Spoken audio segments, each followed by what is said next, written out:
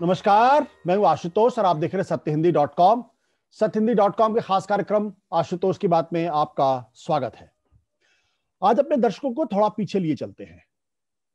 2020 दिसंबर महीना और दिसंबर महीने के आखिरी हफ्ते में आप सब लोगों को याद होगा कि राम मंदिर निर्माण के नाम पर डोनेशन का एक ड्राइव आरएसएस, बीजेपी और उसके संगठनों ने किया था। इसके संदर्भ में मध्य प्रदेश से खबर ये आई थी कि उज्जैन इलाके में वहां पर बजरंग दल के कुछ लोगों ने एक रैली निकाली थी।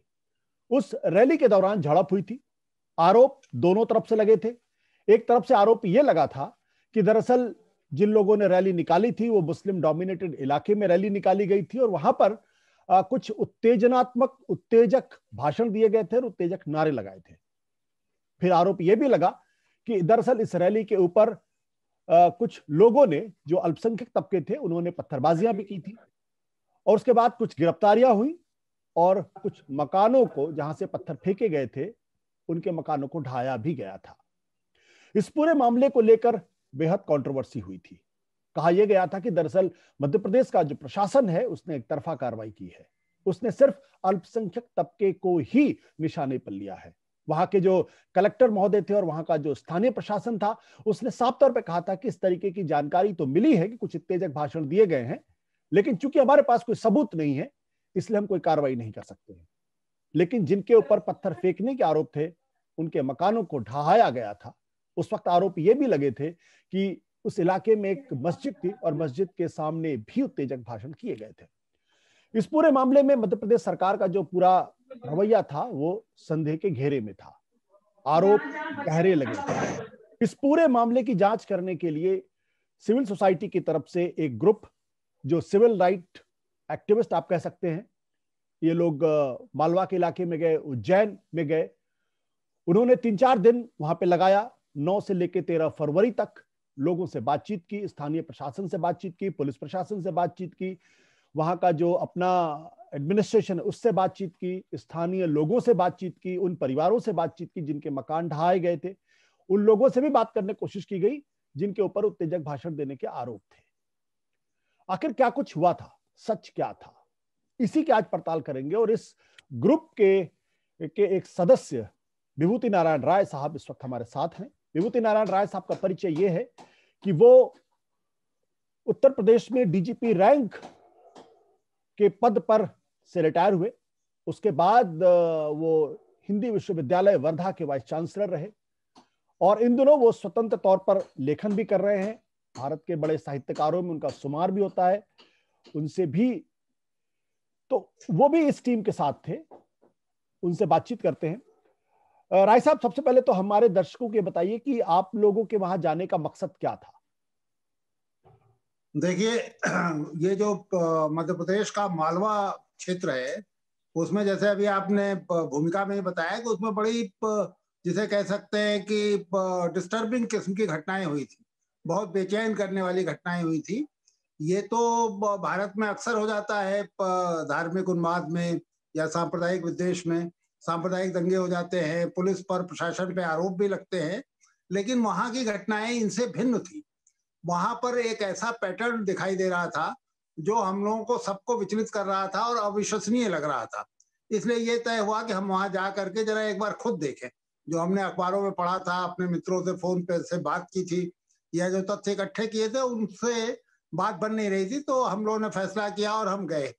उसमें इरफान इंजीनियर थे और भी कई लोग थे, राकेश दीक्षित थे, इस तरह के 9-10 लोग थे। तो हम सब लोग वहां पर गए और विनीत तिवारी थे, मतलब कुछ लोग जो इंदौर में ही बेस्ड है और कुछ बाहर से, हम सब लोग पहुंचे। और सचमुच हमको बहुत विचलित करने वाले डेवलपमेंट दिखाई दिए। हम चार दिनों के अंदर 4 अलग अलग जिलों में गए। इंदौर तो हमने अपना बेस बना रखा था, इंदौर था, मंदसौर था, उज्जैन था और एक ट्राइबल एरिया है अलीराजपुर। इन चारों जगहों पे गए। तो एक पैटर्न सा हमें दिखाई दिया कि प्रशासन ना सिर्फ निष्क्रिय था, बल्कि उसकी निष्क्रियता कई बार उसको एक खास दिशा में सक्रिय दिखाई देती थी। मसलन सबका बैकग्राउंड ये था, ये जो शुरू के 3 जिले थे, आदिवासी इलाकों को छोड़ दीजिए, सबका पैटर्न ये था कि मंदिर, जो राम जन्मभूमि मंदिर है, उसके लिए देश भर में चंदा उगाही का एक कार्यक्रम चल रहा है। और अभी अखबारों में जो खबरें मिल रही है उसे 1500 करोड़ के आसपास इकट्ठा भी हो गया। ठीक है, लोगों की आस्था है, अपनी खुशी से जो दे रहा है उसमें हम लोगों को क्यों आपत्ति होनी चाहिए। लेकिन इस चंदा वसूल करने के या चंदा उगाही के लिए जो तरीके अपनाए गए वो थोड़ा आपको परेशान करते हैं। मसलन इनमें जुलूस निकाले गए चंदा, एक्चुअल चंदा इकट्ठा करने के पहले, और हर जगह एक जैसा पैटर्न रहा कि ये जुलूस उन इलाकों में ले जाए गए, उन इलाकों से होकर गुजरे जहां उन्हें एक पैसा चंदा मिलने की उम्मीद नहीं थी, क्योंकि सब मुस्लिम इलाके थे। बहुत कोई रेयर कोई मुसलमान किसी सद्भाव के फलस्वरूप पैसा दे दे तो अलग बात है, नहीं तो मुसलमान क्यों देगा, ये तो स्वाभाविक चीज थी। और हर जगह ऐसा हुआ कि वो मुस्लिम इलाकों में जाकर के प्रोवोकेटिव नारे लगाए गए, ऐसे नारे जो गंदे नारे थे, जो महिलाओं को लेकर के अश्लील और पुरुषवादी सोच प्रदर्शित कर रहे थे। और उन नारों को लगाने वाले लोग वहां पर तब तक रुके रहे, तब तक उत्तेजित करते रहे जब तक उनके ऊपर हमले नहीं हो गए। घरों से या मस्जिदों के ऊपर से मुसलमानों ने कोई पत्थर नहीं फेंके, और उसके बाद फिर वो भीड़ इकट्ठी करके वापस आए और सब हर जगह एक जैसा ही दंड दिया गया। घरों में लूटपाट हुई, कुछ जगह आगजनी हुई, एक गांव में तो गोली तक चली और एक मुस्लिम इंजर्ड हुआ। और जो इसमें जिस पैटर्न की बात मैं कह रहा था, एक भूतपूर्व या एक रिटायर्ड आईपीएस अफसर के तौर से मेरी उत्सुकता थी ये देखने के लिए कि इसमें पुलिस का रिएक्शन क्या था, प्रशासन ने किस तरह से इसमें हस्तक्षेप किया, उनका इंटरवेंशन कैसा हुआ।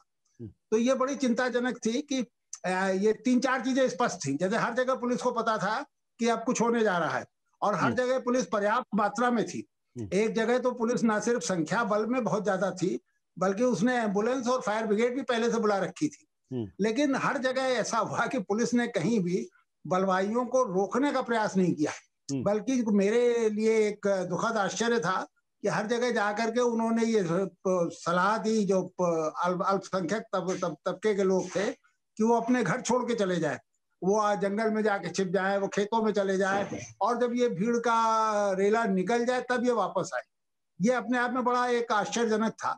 बल्कि एक जो बिंब मेरे दिमाग में बैठ गया, वो एक गांव में मैंने देखा कि एक अच्छा, आजकल सबके पास कैमरे हैं, आपके पास मोबाइल फोन है तो आपके पास कैमरा है, तो उनकी तस्वीरें खूब खींची गई थी। एक घर में जहाँ लूटपाट हुई, उसने तो थोड़ा और भी मतलब वो कुछ असाधारण किस्म का सतर्क व्यक्ति था, उसने 3-3 कैमरे लगा रखे थे। तो उन तीनों कैमरों ने जो वीडियो रिकॉर्डिंग होती है वो पूरी वीडियो रिकॉर्डिंग की थी। तो एक बिंब जो मुझे एक पुलिस अधिकारी के तौर पर हमेशा याद रहेगा, वो एक पुलिस इंस्पेक्टर का था जो सर झुकाए खड़ा था। ऐसा लगता था जैसे उसके चेहरे पर राख पोत दी गई हो, बहुत ही शर्मिंदगी और निराश दुखी चेहरा दिखाई दे रहा था, शर्मिंदगी से भरा हुआ। और उसके बगल में ही भगवा झंडे लेकर के लड़के नारे लगा रहे थे, त्रिशूल लहरा रहे थे। और ये शर्मिंदगी शायद इस बात की थी, जैसे लग रहा था कि वो कुछ कर नहीं सकता, इतना सब कुछ उसके आंख के सामने हो रहा है, और उसकी जो सिखलाई है, उसको जो अभी तक बताया गया था, जिस तरह से वो रिएक्ट करता रहा, वो अब वो नहीं कर पा रहा, चुपचाप खड़ा होकर देख रहा है। एक जो गांव था जहां मैं गया था, उसका नाम था, देखिए, चंदन खेड़ी में जहां एक घर की छत से पत्थर आया था, वहां पर लगभग 50-60 गज जो मुसलमानों के मकानों के छज्जे थे वो तोड़ दिए गए, और ये कहा गया कि साहब हम तो सड़क चौड़ी कर रहे हैं। उसके लिए ना कोई नोटिस दी गई, ना किसी को बताया गया। उस 10-20 गज में जो मुस्लिम घरों के पहले भी सड़क उतनी ही पतली है और उसके बाद भी सड़क उतनी पतली है, केवल उतनी दूरी पर सड़क का चौड़ीकरण हो रहा था। या उज्जैन में तो बड़ा हास्यास्पद और दुर्भाग्यपूर्ण, जिसे आप कहेंगे, हुआ कि उन्होंने ये कहा गया कि एक घर से पत्थर आया। अच्छा, ये उज्जैन में जो मुस्लिम इलाका है, वो आपको जान के आश्चर्य होगा कि जो सबसे पवित्र हिंदुओं का मंदिर उस इलाके में है, महाकाल का, उसके चारों तरफ मुसलमान बसे हुए। मुझे भी जाकर के वहां ये पता चला, और कभी कोई शिकायत नहीं आई थी, कभी किसी तीर्थयात्री को, कभी किसी पुजारी को, कभी किसी भक्त ने कोई शिकायत नहीं की थी कि मुसलमानों ने उनके धार्मिक कर्तव्य निभाने में उसको कोई रुकावट डाली हो। लेकिन यहाँ क्या हुआ, यहाँ एक घर से कहा जाता है कि साहब एक महिला ने और उसके साथ 2-3 बच्चों ने पत्थर फेंके, ठीक है। अब उसके बाद कलेक्टर साहब और वो सारे पुलिस का अमला और जो मशीनें थी लेकर के उस घर को गिराने पहुंच गए। जब वहां पहुंचे तो पता चला कि साहब वो घर तो एक हिंदू का है, वो कोई यादव है जिसने अपना घर एक मुस्लिम परिवार को दे रखा है, और उस मुस्लिम परिवार की महिला से ये गलती हुई थी। महिला गिरफ्तार कर लिया गया, ठीक है, उस पर मुकदमा चले, उसे जो कानूनी सजा हो दी जाए। लेकिन अब ये इनके सामने धर्म संकट था कि इस घर को कैसे गिराएं, ये तो एक हिंदू का घर है। तो उसके बगल में एक दूसरा घर था, उसको गिरा दिया गया जो मुसलमान का घर था। आप देखिए किस तरह से हम कानून से बाहर जा करके और अपने ही नागरिकों पर ज्यादती कर सकते हैं, ये उसका एक नमूना है।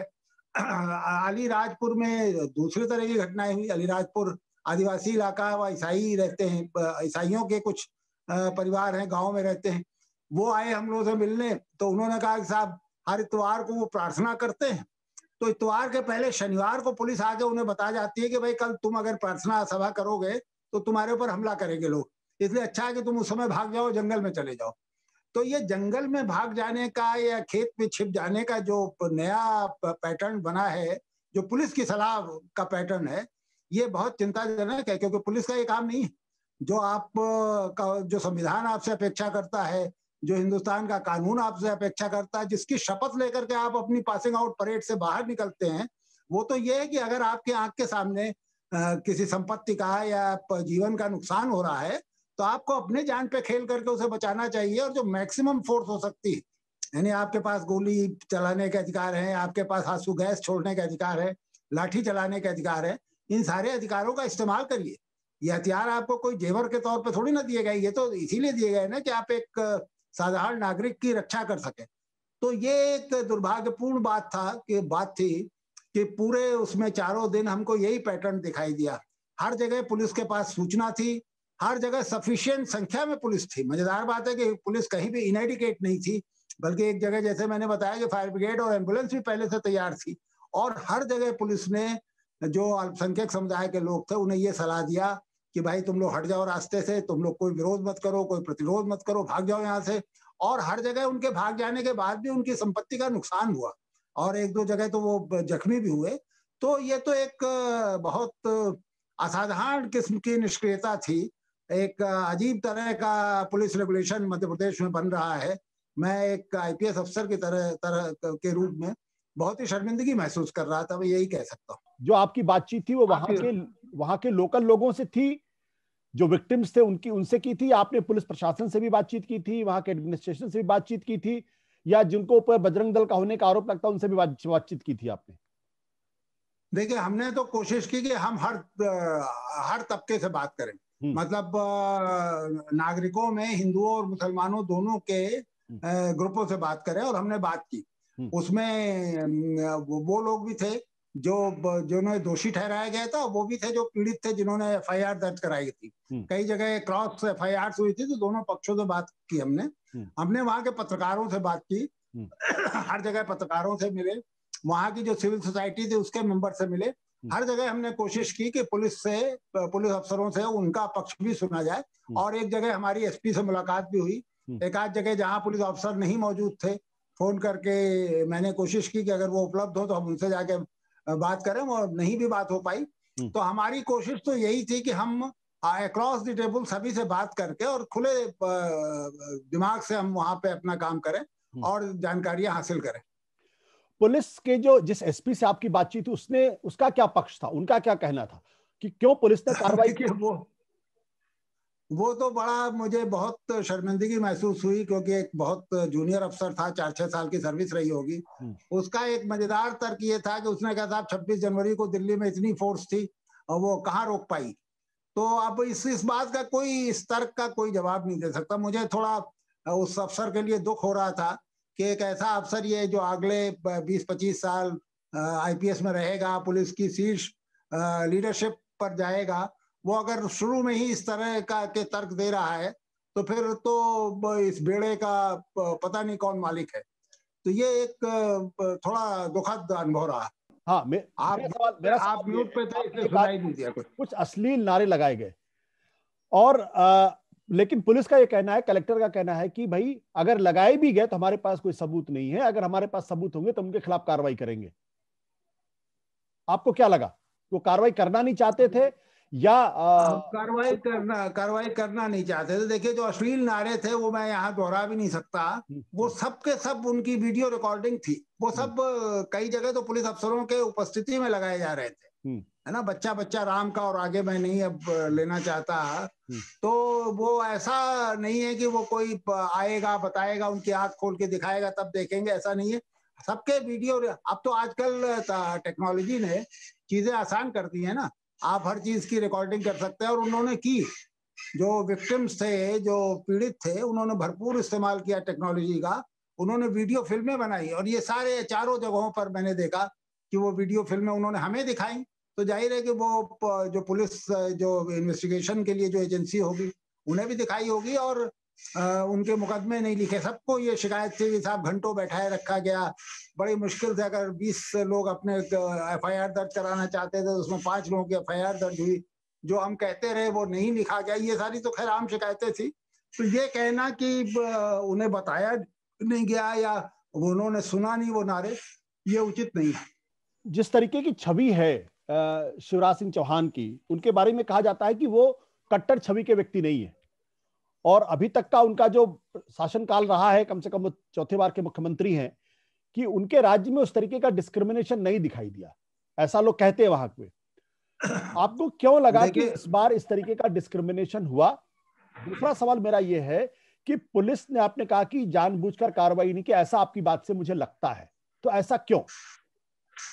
देखिए, जहां तक शिवराज सिंह चौहान की छवि का मसला है, तो मुझे कोई फर्स्ट हैंड जानकारी नहीं थी। मैं सिर्फ अखबारों में जो कुछ पढ़ता था, और मेरे मन में भी एक ऐसा था कि एक जो आरएसएस से भिन्न चरित्र का एक व्यक्ति है, जो जिसे आप उदार भी कुछ अर्थों में कह सकते हैं, जो अटल जी की एक जमाने में छवि हुआ करती थी। लेकिन वहां के सभी पत्रकार, जितने पत्रकारों से चारों जगह हम लोगों ने बात की, सबने ये कहा कि इस बार वो भिन्न है। 3 बार के अपने शासन काल में वो जैसे थे, उससे अब काफी हद तक भिन्न है। और कुछ लोगों ने इसका एक जो प्लॉजिबल कारण बताया, शायद ये है कि एक दूसरे मुख्यमंत्री जो भाजपा के हैं, वो ज्यादा कट्टर हिंदुत्व की छवि उनकी है, तो शिवराज सिंह चौहान भी उनका मुकाबला करना चाहते हैं। पता नहीं, अब ये तो केवल अंदाज कयास की बात है। बहरहाल उनकी छवि इस बार जो है वो भिन्न है, ऐसा हर पत्रकार ने, जिससे भी हम लोगों की बात हुई, सब कह रहे हैं कि इस बार उनका आचरण भिन्न है। जो दूसरा सवाल आपने पूछा कि पुलिस ने क्यों ऐसा किया, तो बड़ा स्पष्ट देखिए, अगर किसी प्रदेश में मुख्यमंत्री ये कहेगा कि हम 6 गज नीचे गाड़ देंगे, या किसी प्रदेश में गृह मंत्री कहेगा कि अगर किसी घर से पत्थर आया तो वो घर तोड़ दिया जाएगा, तो ये तो बॉडी लैंग्वेज स्टेट की बड़ी स्पष्ट है, और जो संदेश जा रहा है वो भी बहुत स्पष्ट है। तो ये मुझे लगता है कि सारे संदेश इन्हीं राजनीतिक वक्तव्यों की वजह से गए, और पुलिस वहां पे पूरी तरह से मुझे डिमोरलाइज लगी। मुझे लगा कि उसका कोई, अब उसके अंदर कोई नैतिक साहस, नैतिक बल नहीं बचा है कि वो कह सके कि नहीं, हम गलत काम नहीं करेंगे। जो उम्मीद की जानी चाहिए, खासतौर से 5-6 साल 8 साल की जिनकी नौकरी हुई है ऐसे आईपीएस अफसरों से, तो मैं हमेशा अपेक्षा करता हूँ कि कभी वो तन के खड़े होकर कहेंगे कि नहीं, अब बहुत हो गया, ये हम नहीं कर सकते। तो वहां पर अब मुझे लगता है कि गंभीर संकट है मध्य प्रदेश पुलिस के सामने। राय साहब, मेरा दूसरा सवाल यह है कि क्या अगर किसी के घर की तरफ से अगर पत्थर फेंके जाएं, तो क्या पुलिस डिपार्टमेंट या पुलिस का अधिकारी उसके मकान को गिराने की परमिशन दे सकता है, या कानूनी तौर पर उसका मकान गिराया जा सकता है? बिल्कुल नहीं गिराया जा सकता। देखिए, मकान गिराने के तो अलग कारण हो सकते हैं ना। किसी मकान में कोई अपराध हो गया, किसी मकान की छत से किसी ने पत्थर फेंक दिया, किसी मकान में एक हत्या हो गई, तो ये कोई आधार नहीं है किसी मकान को गिराने के लिए। मकान को गिराने के लिए तो जो सिविक लॉज हैं, जो आप कारपोरेशन या म्युनिसिपल बोर्ड या किसी भी एक बॉडी के अंदर रह रहे हैं, वहां उसके लॉज बने हुए हैं। मकान ऐसे नहीं गिरा सकते। और पुलिस को तो खैर कोई अधिकार नहीं, पुलिस कोई अदालत नहीं है, अदालत को भी अधिकार नहीं है कि कहीं से अपराध हो गया और कोई अदालत कह दे इस मकान को गिरा दे। और इन जगहों पे जहां मकान गिराए गए, जैसे उज्जैन में जहां पर ये महाकाल के पास मकान गिराया गया, और सब लोग कह रहे थे, साहब कलेक्टर मौजूद थे, और कलेक्टर की और शहर काजी की आपस में बहस हुई है, जिसको कि सोशल मीडिया में खूब प्रचारित किया गया तो कलेक्टर ये भी नहीं कह सकते कि वहां नहीं उपस्थित थे। और बाकी जगहों पर भी हर जगह सीनियर पुलिस ऑफिसर्स और मजिस्ट्रेट्स मौजूद थे जहां मकान गिराए गए। तो ये कहना कि साहब कहीं से अपराध हो गया इसलिए आपने मकान गिरा दिया और ये जस्टिफाइड है, ये तो गलत है। राय साहब, मैं आपसे एक आखिरी सवाल पूछूंगा। मेरा सवाल इस बात को लेकर के है कि आप लोगों के ऊपर यह आरोप लगेगा कि आप लोग एक खास विचारधारा के खिलाफ माने जाते हैं, इसलिए आपकी रिपोर्ट एक तरफा है और इसलिए आप लोग जो है मध्य प्रदेश की जो सरकार है उसको उसके खिलाफ एक खास तरीके की छवि बनाने की कोशिश कर रहे हैं अपने रिपोर्ट के माध्यम से। देखिए, मैं नहीं समझता कि इस तरह का आरोप क्यों लगेगा और कौन लगाएगा। इतना मैं कह सकता हूं कि जितने लोग थे वो सभी कम से कम देश से प्रेम करने वाले लोग थे, वो भारत से प्रेम करने वाले लोग थे और ये चाहते हैं कि इस देश की एकता और अखंडता बनी रहे।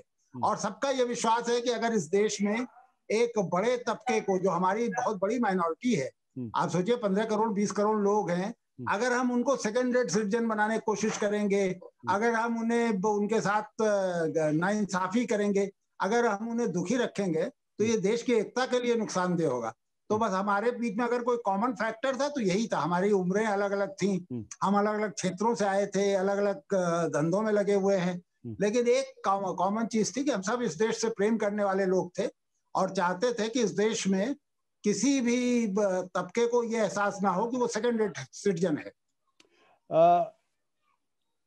तो अगर पत्थर फेंके जाएंगे तो उनके खिलाफ तो कार्रवाई होगी ना, चाहे वो मुस्लिम तबका हो। बिल्कुल हो, हमारे कानून में उसके लिए पर्याप्त प्राविधान है। पत्थर फेंके जाने के लिए पर्याप्त प्राविधान है। एनएसए लगा सकते हैं आप, वो पब्लिक ऑर्डर को डिस्टर्ब कर रहा है। अभी जो नया कानून यूएपीए आया है, यूएपीए लगा सकते हैं, लेकिन आप मकान नहीं गिरा सकते और आप अपनी ड्यूटी को एब्डिकेट नहीं कर सकते। आप अपने इस कर्तव्य से बच नहीं सकते कि आपका काम नागरिकों के जान माल की रक्षा करना है। आप वहां खड़े होकर के नागरिकों के एक तबके को ये सलाह नहीं दे सकते कि भाई तुम भाग जाओ, छिप जाओ कहीं जाके। आपका काम है कि आप भिड़ जाएं उस भीड़ से, जो भीड़ इस तरह के उत्तेजक नारों के साथ आ रही है, जो हिंसा पे उतारू है, उससे आप भिड़िए। ये आपका काम है। आपका काम उसके सामने सरेंडर कर देना और जो पीड़ित, जो होने वाले पीड़ित हैं, उनसे कहना कि तुम भाग जाओ, ये आपका काम नहीं है। क्या आप ऐसे इलाके में रैली निकालने की अनुमति देते? ये बड़ा मजेदार सवाल आपने पूछा। जैसे उज्जैन में ये सवाल पूछा गया कि भाई ये रैली निकालने की इजाजत किसने दी थी, तो हमें जवाब मिला कि साहब रैली निकालने के लिए तो कोई इजाजत की जरूरत नहीं थी, सारे प्रदेश भर में हो रहा था। कुछ हद तक मुझे लगता है ये सही था, क्योंकि तब तक धारा 144 नहीं लगी थी, ऐसा हमें बताया गया। तो ये भी खतरनाक है कि राज्य को आप कह दीजिए कि भाई बिना आपकी इजाजत के कहीं कोई रैली नहीं होगी। धारा 144 लगी हो तब रैली ना हो तो समझ में आता है। लेकिन यहाँ पर तो ये जो दूसरी चीज हुई ना कि एक बार रैली निकल गई, आपने कहा उस समय इजाजत की जरूरत नहीं है, उस रैली के साथ कोई दुर्घटना हो गई, फिर वो रैली एक जगह इकट्ठी हुई और 4-6 घंटे में उसने और लोगों को इकट्ठा किया और रिटेलिएट करने के लिए वापस उस क्षेत्र में गई, तब तो आपका हस्तक्षेप बनता है। तब वो कोई फिर लेजिटिमेट किसी पॉलिटिकल या सोशल कारण से नहीं निकल रही, वो प्रतिशोध करने के लिए, वायलेंस करने के लिए निकल रही, तब तो उसमें रैली की इजाजत या ना इजाजत इसका तो कोई सवाल ही नहीं, वहां तो आपको हस्तक्षेप करना ही चाहिए। वो जो आपने तस्वीर खींची कि एक पुलिस सब इंस्पेक्टर था, वो शर्मिंदगी उसके चेहरे पे दिखाई पड़ रही थी। जी जी जी।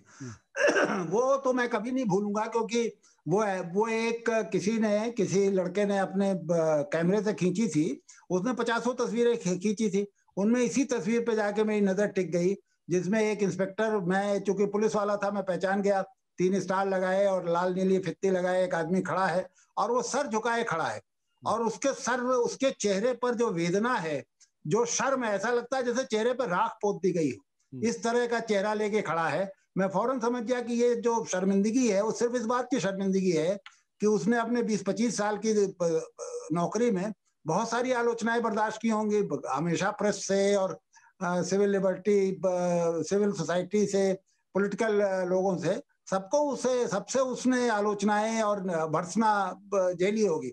लेकिन ऐसी स्थिति उसने कभी नहीं देखी होगी जब उसके आंख के सामने एक हिंसक भीड़ हिंसक नारे लगा रही है, हिंसा पर उतारू है, लूटपाट कर रही है और उसे चुपचाप खड़े होकर देखना पड़ रहा है, जबकि वो उसके पास फोर्स की कमी नहीं है, उसके साथ उसके सीनियर अफसर खड़े हैं, वहां पर और तमाम लाओ जमात है, लेकिन वो चुपचाप खड़ा देख रहा है। तो ये जो शर्मिंदगी थी, ये एक ऐसा विजुअल है जो मुझे हमेशा याद रहेगा। राय साहब बहुत बहुत शुक्रिया हमसे ये बातचीत करने के लिए। जो बातें राय साहब ने बताई है निश्चित तौर पर ये बहुत ही तकलीफदेह बात है। और इससे अलावा सबसे बड़ी बात यह है, अगर देश के अंदर अगर रूल ऑफ लॉ नहीं है, अगर कानून का शासन नहीं है, और अगर प्रशासन अगर नागरिक के बीच में भेद करने लगेगा, तो फिर इस देश के अंदर लोकतंत्र जीवित रहेगा या नहीं रहेगा, ये अपने आप में एक बड़ा सवाल पैदा करता है। बहुत बहुत शुक्रिया, धन्यवाद, नमस्कार। सत्य हिंदी का ऐप डाउनलोड करें गूगल प्ले स्टोर पर।